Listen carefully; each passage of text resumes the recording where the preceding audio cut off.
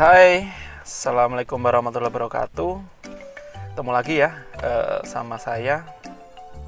Nah, ini kan lagi musim-musim ini ya, PKM gitu ya. Jadi kemarin habis pengumuman PKM, kemudian saya diminta nih sama teman-teman mahasiswa ya, Pak, ceritain dong gimana dulu riwayatnya Bapak kok seneng banget bimbing PKM seperti itu ya, sehingga beberapa sudah berhasil bimbing sampai dapat medali emas itu.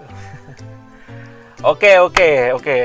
Saya mungkin akan sedikit cerita asal muasalnya ya. Ini gak apa-apa lah ya, mengikuti atau memenuhi permintaan adik-adik atau kalian semua.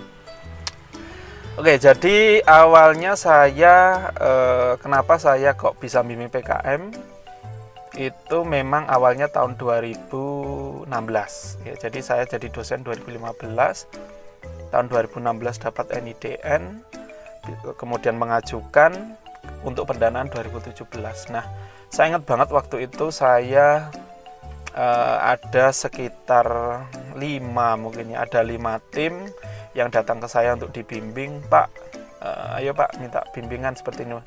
Sebenarnya agak pede juga ya, saya kan apa ya, jangan mahasiswa dulu, saya tuh termasuk mahasiswa yang kuliah pulang, jadi nggak pernah ikut organisasi dan lain sebagainya, nggak pernah ikut PKM juga itu. Jadi minder gitu pada saat ada 5 tim yang datang ke saya untuk minta dibimbing dengan alasan mungkin dari mahasiswa itu katanya, ya saya cuma kenalnya dengan Pak Joko gitu. Terus ya opo gitu kan, saya juga nggak punya gambaran sama sekali. Akhirnya oke, saya tanda tangani ke 5 tim itu. Saya koreksi ya sesuai dengan buku panduan seperti itu. Singkat cerita, tahun 2017 waktu itu saya ingat banget bulan Februari ya. Kemudian keluarlah pengumumannya ya, noise. Ini maaf, saya videonya di mobil supaya tidak terganggu suara dari luar. Jadi bulan Februari tahun 2017 itu pengumuman keluar. Nah, saat itu dari sekian banyak tim ya yang lolos, alhamdulillah dari 5 tim saya itu yang awalnya tadi mengajukan di proposal lolos 3. Nah, dari 5 menjadi 3. Saya masih ingat banget itu ada PKMKJ 2 dan PKMT 1 ya. Tak sebutin nih karena ini kan tim pertama saya, jadi paling berkesan sekali. Tim pertama itu adalah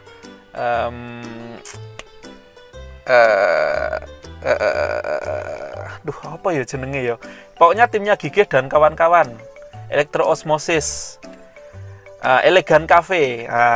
Jadi menggunakan prinsip elektroosmosis untuk menarik air untuk solusi masalah irigasi. Nah, itu sebenarnya agak random aja itu ya. Itu ada Gigih 2015, Eka, kemudian Bayu, kemudian Uci sama Lulu. Nah, itu 5 mahasiswa yang sangat luar biasa. Tim kedua Biprotek. Nah, itu ada Rio, ada Caca ya, ada Vindi sama Ahmed Alwi, satunya lagi siapa ya kok malah lari jeneng, Nada ya, Nada Relax. Nah, itu tim Biprotek tuh. Nah, kemudian yang ketiga timnya Cynthia, Danar, Gurun, kemudian sama satu lagi Aziz ya. Nah, alhamdulillah dari ketiganya itu adalah tim yang solid. Walaupun di antara ketiganya juga ada saling berpasangan, ada 3 pasangan yang berpacaran di situ. Jadi saya tidak jadi pembimbing, tapi juga sebagai ngemong juga ya. Wis pokoknya banyak sekali waktu itu kesan dan pesannya ya. Ada yang pasangannya berantem, kemudian saya mendamaikan gitu. Jadi dosen pembimbing PKM juga sekaligus sebagai ya pembimbing cinta kira-kira seperti itu. Ya, itu tim pertama saya. Jadi dari 3 tim itu didanai alhamdulillah ya, kemudian berjalan sesuai dengan rencana ya. Saya banyak sekali masukan dari Pak Yusron, Bu Sinta. Waktu itu saya banyak sekali tanya-tanya sama beliau karena Pak Yusron itu kan rajanya Pimnas UB itu kan. Terus sama Bu Sinta Rosalia itu juga waktu itu juga habis dapat emas juga, saya banyak sekali masukan dari beliau-beliau gimana caranya membimbing, kemudian tips and triknya seperti apa. Akhirnya saya terapkan tuh, karena saya memang nggak ada background sama sekali bimbing ya, dosen baru juga, jadi masih nol putul. Alhamdulillah dari masukan tips and trik dari Pak Yusron dan Bu Sinta, Bu Maya juga, akhirnya dari ketiga tim itu alhamdulillah bulan waktu itu masih ingat banget, bulan Juli akhirnya tiga-tiganya lolos PIMNAS. Nah itu pengalaman paling berkesan itu ya, lolos PIMNAS ketiga-tiganya. Nah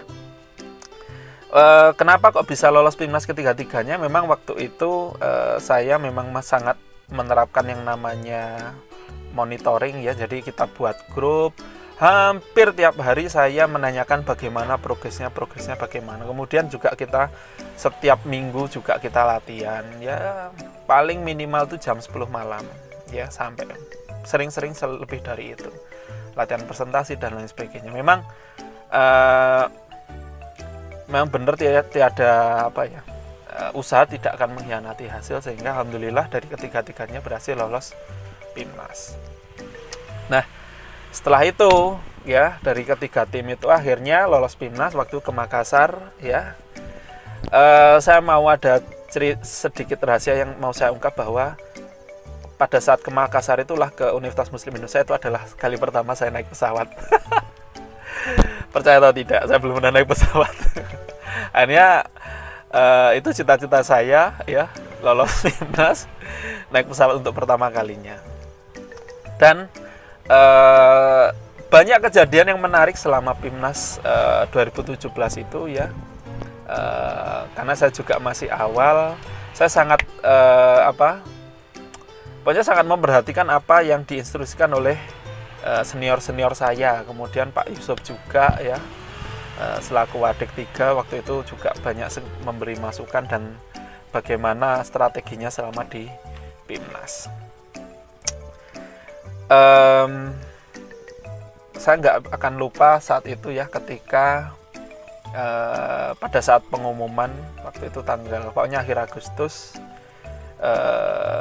UB dikukuhkan menjadi juara umum PIMNAS untuk ke-6 kalinya ya. Yang terakhir, karena pada saat ini 2018-19 piala itu tidak mampir ke UB lagi ya, mampirnya ke Patih Gajah Mada. Nah, yang membuat saya bangga saat itu adalah dari 3 tim saya itu 2 berhasil mendapatkan medali emas, yaitu tim PKMKC, Elegan Cafe sama Biprotek ya, Gigih dan kawan-kawan, dan Rio Bangga dan kawan-kawan. Untuk Cynthia dan kawan-kawan yang PKMT sangat bagus sepertinya, sebenarnya sangat bagus juga, cuma mungkin belum rezeki. Tapi setelah PKM itu timnya Cynthia ya dan kawan-kawan yang yang PKMT itu banyak sekali mendapatkan reward ya, bisa masuk laptop si Unyil, masuk majalah Trubus, masuk 111 inovasi Indonesia. Itu luar biasa, pencapaian sangat luar biasa. Nah, itu yang membuat saya merasa sangat bangga. Ternyata seperti ini dulu rasanya, hegemoni bagaimana menjadi seorang ya, membantulah paling nggak berkontribusi membawa UB menjadi juara umum waktu itu ya, hat-trick juara waktu itu. Tim saya bisa dapat 2 emas presentasi dan 1 perak poster, luar biasa gitu. Nah dari situ ya akhirnya saya bertekad, wah ternyata membimbing PKM itu sangat mengasihkan gitu ya. Jadi apa ya, jadi saya ikut merasakan bagaimana perjuangan adik-adik mahasiswa saat itu dengan begitu gigihnya, kemudian tangis bahagia saat menjadi juara, itu saya juga merasakan gitu loh. Seperti ini rasanya gitu. Itu karena saya selama mahasiswa tidak pernah merasakan itu juga gitu kan.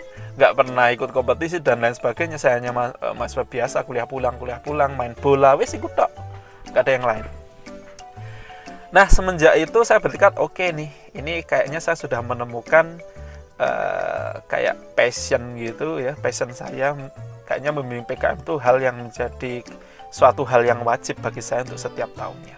Nah, itu pengalaman menyenangkan saya untuk PKM 2017.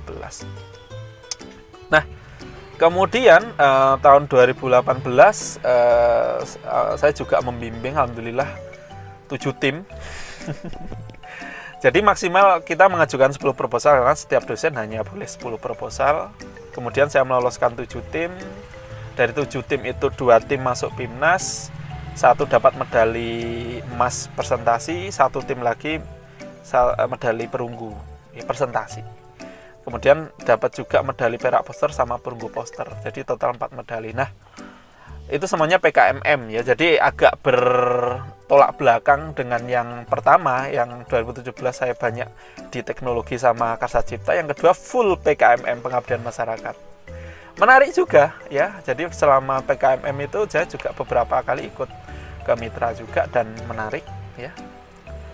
Saat itu di UNY PIMNASnya alhamdulillah UB juara 2. Ya nggak apa-apa ya, itu proses ya. Kemudian yang paling lumayan menyayat hati itu yang tahun kemarin, tahun 2019 ya. Jadi memang dari awal sepertinya mungkin setiap gini, saya ingin menjelaskan mungkin setiap generasi itu ada masanya gitu. Jadi entah kenapa 2019 itu UB sangat lumayan terpuruk gitu ya. Untuk pendanaan pun juga relatif bukan papan atas.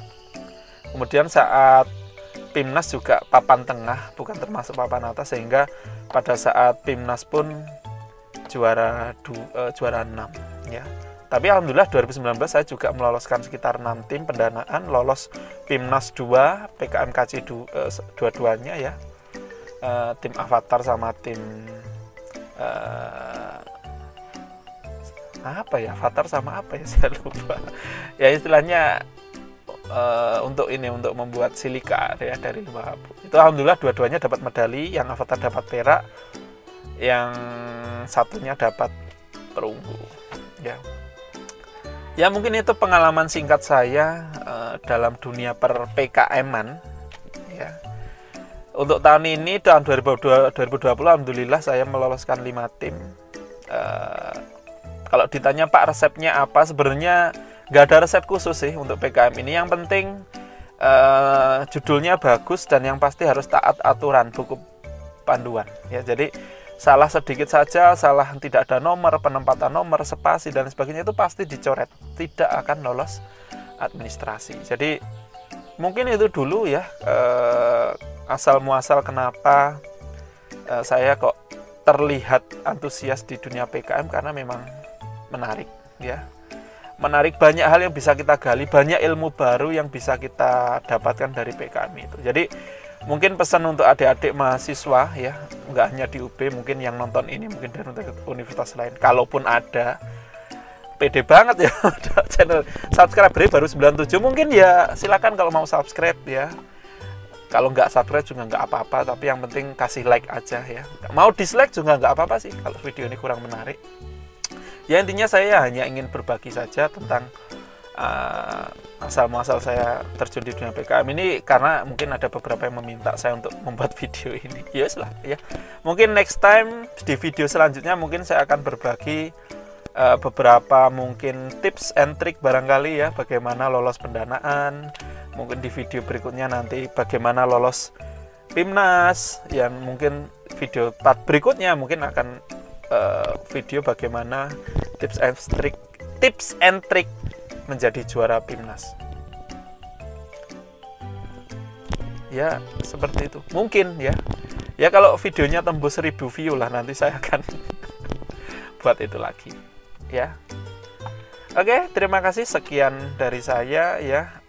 Mohon maaf kalau ada yang banyak yang kurang ya, belum biasa buat video vlog. Next time mungkin akan lebih baik lagi. Oke, tetap semangat ya. Jangan mudah menyerah. Kalau mau PKM usahakan judulnya yang bagus. Oh ya, satu info lagi bahwa PKM itu adalah event bagi mahasiswa paling besar se-Indonesia. Sebagai info saja ya, tahun ini tahun 2020 dari 75.000 proposal nasional yang didanai hanya 3.800. Jadi tidak benar kalau lolos PKM itu mudah. No, big no. Sangat susah ya. Karena harus menyingkirkan sekitar berapa? Dari 70.000 diterima 3.800. Sekitar 66.000 sekian. Itu angka yang sangat besar, men. Banyak banget itu ya. Jadi kalau kalian bisa lolos PKM, prestasimu luar biasa. Keren, bro. Keren banget. Oke ya, sampai jumpa di video berikutnya. Jangan lupa like dan komen ya. Subscribe juga boleh ya. Bye bye. Assalamualaikum warahmatullahi wabarakatuh.